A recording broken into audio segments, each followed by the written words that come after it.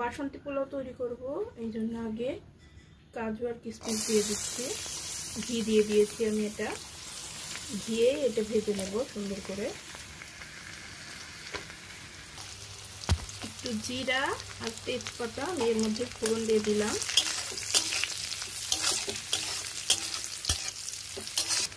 এখন আমি চাউলটা দিয়ে দিচ্ছি।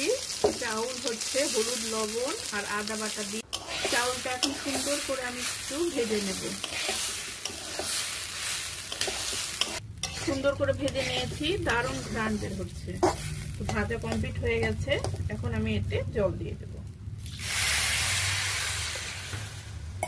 জলের সাথে একটু দুধও দিয়ে দিয়েছি 1 পোয়ার মতো। এখন এটা ঢাকা দিয়ে সেদ্ধ করে নেব। চালটা কড়াই রান্না করে নেব।